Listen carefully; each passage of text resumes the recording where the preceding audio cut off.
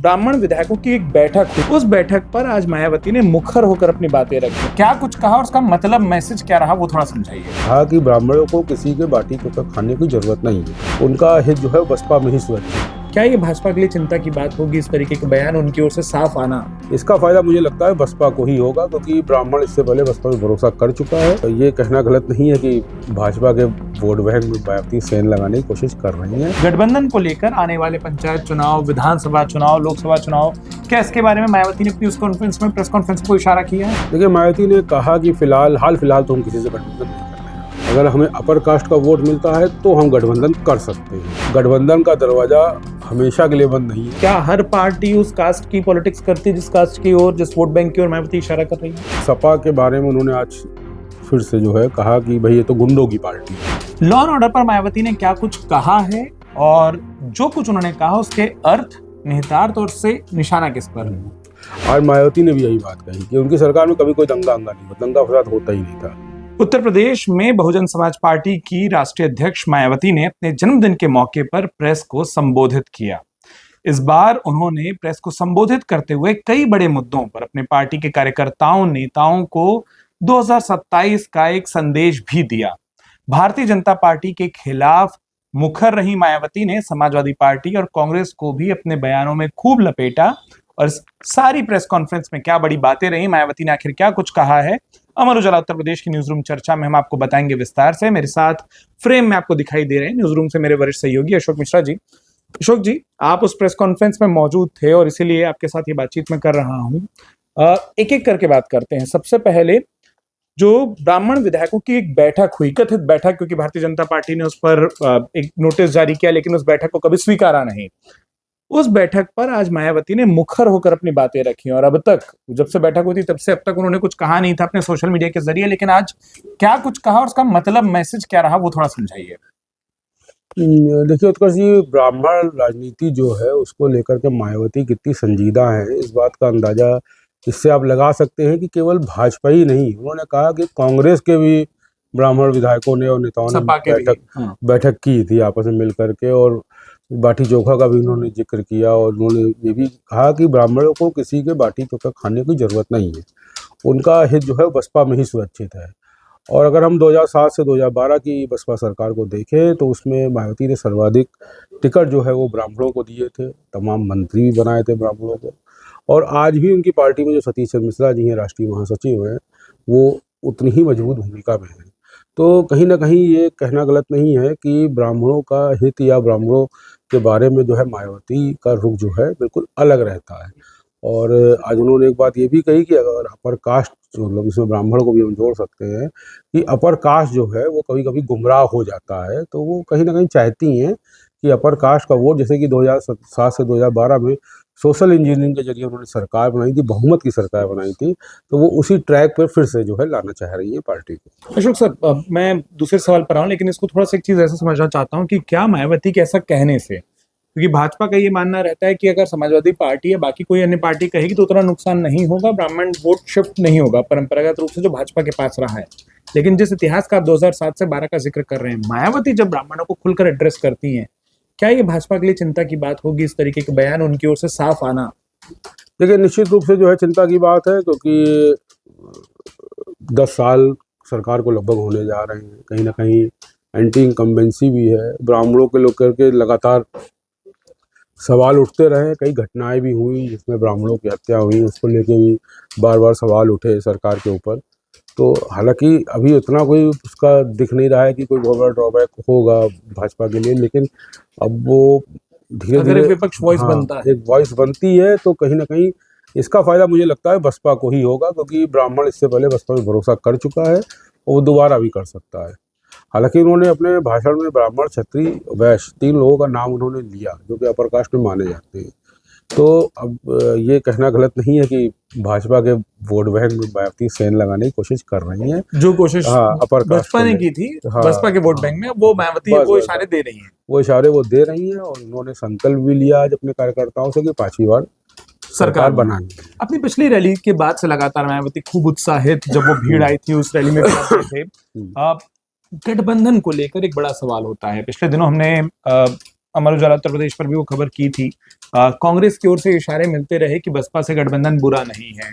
मायावती के जन्मदिन पर अखिलेश यादव ने जिस तरीके से सोशल मीडिया पोस्ट लिखा है, उन्होंने भी उनको एक लड़ने वाली नेता बताया है और खासतौर पर इशारों इशारों में भाजपा से लड़ने वाली नेता बताया है।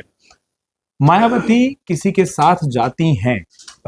बहुत कम पार्टियों के बारे में भारतीय राजनीति में कहा जाता है कि वो अपना वोट पूरा शिफ्ट करा लें। गठबंधन को लेकर आने वाले पंचायत चुनाव, विधानसभा चुनाव, लोकसभा चुनाव, क्या इसके बारे में मायावती ने प्रेस कॉन्फ्रेंस में कोई इशारा किया है? देखिए, मायावती ने कहा कि हाल फिलहाल तो हम किसी से गठबंधन नहीं करने जा रहे हैं। 2027 के विधानसभा चुनाव के बारे में उन्होंने ये बात कही है, लेकिन उसी जगह उन्होंने ये भी कहा कि अगर हमें अपर कास्ट का वोट मिलता है तो हम गठबंधन कर सकते हैं।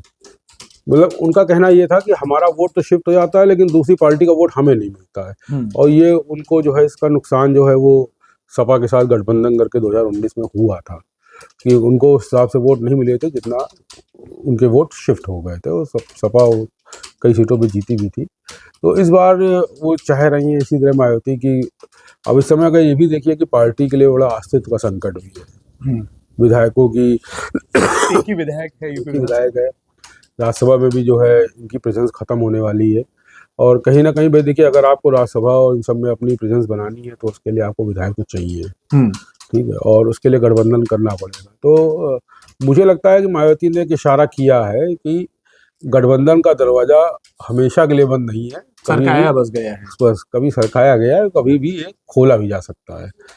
एक चीज बताइए अपने अनुभव के आधार पर, ये जो वो इशारा कर रहे हैं कि अगर हमको अपर कास्ट वोट मिला तो हम गठबंधन के बारे में सोचेंगे, कौन सी पार्टियां इस इशारे में दिखाई दे रही हैं आपको? क्योंकि क्या हर पार्टी उस कास्ट की पॉलिटिक्स करती है जिस कास्ट की ओर, जिस वोट बैंक की ओर मायावती इशारा कर रही है? इस पे अगर आप बात करेंगे तो आप देखेंगे कि सपा के बारे में उन्होंने आज फिर से जो है कहा कि भाई ये तो गुंडों की पार्टी है। उन्होंने उनको खारिज किया। हाँ, उन्होंने स्टेट गेस्ट हाउस कांड की फिर से याद दिलाई, जिसके बारे में जब उन्होंने सपा से गठबंधन किया था तो ताज होटल में प्रेस कॉन्फ्रेंस की थी और कहा था कि वो माफ़ कर दिया है, वो चैप्टर ख़त्म हो गया है। लेकिन फिर से उन्होंने इस बात को जो है आज जिक्र उसका छेड़ दिया। तो इसका एक मतलब सीधा सीधा ये है कि सपा से तो उनका गठबंधन नहीं होने वाला है। अब बचती है भाजपा और कांग्रेस, और कांग्रेस से भी जो है गठबंधन की उम्मीदें लगाई तो जा सकती हैं, लेकिन वो इतना लगता नहीं है कि जो है मटेरियलाइज हो पाएगा। तो और भाजपा फिलहाल इस समय अपने पीक पे है, तो उसको गठबंधन की आवश्यकता भी नहीं है। तो अभी देखना होगा कि मायावती हाथी किस करवट बैठता है, ये देखने की बात होगी। आपने कहा और आपने स्टेट गेस्ट हाउस वाली बात कह दी। एक बात जिसका और उन्होंने आज जिक्र किया वो है उत्तर प्रदेश के लॉ एंड ऑर्डर पर उन्होंने सवाल उठाए और मायावती के तमाम कार्यकाल की आलोचनाएं, तारीफों के क्रम में एक शब्द जो बार बार आता है वो आता है कि जब वो मुख्यमंत्री रही, खासतौर पर अपने बूते जो 5 साल सरकार चलाई उसमें एक प्रशासक के तौर पर उन्होंने अपने आप को कई बार साबित किया था। लॉ एंड ऑर्डर पर मायावती ने क्या कुछ कहा है और जो कुछ उन्होंने कहा उसके अर्थ, निहितार्थ और से निशाना किस पर है? देखिए, इसमें यह है कि जो वर्तमान सरकार है भाजपा की, वो लॉ एंड ऑर्डर के मुद्दे को ही अपना सबसे प्रभावी हथियार मानती है। और खुद मुख्यमंत्री बार बार जिक्र करते हैं कि जो है 8 साल 8.5 साल में कहीं कोई दंगा नहीं हुआ। आज मायावती ने भी यही बात कही कि उनकी सरकार में कभी कोई दंगा नहीं हुआ, दंगा फसाद होता ही नहीं था। और ये सच भी है कि मायावती की सरकार में माफिया शांत रहता है। कई लोगों को तो मायावती के इशारे पे ही उठा लिया गया, तुरंत ही जेल में। उन्होंने पार्टी के लोगों को भी नहीं छोड़ा इस मामले में लेकर के। तो कहीं ना कहीं मतलब ये बात सही है कि वो एक सख्त प्रशासक रही है। और जब वो जेलों में जाती थी तो एक डर का माहौल रहता था अधिकारियों में, नौकरशाही में, कि बहन जी आ रही हैं, ऐसा ना कोई कमी रह जाए या कुछ हो जाए।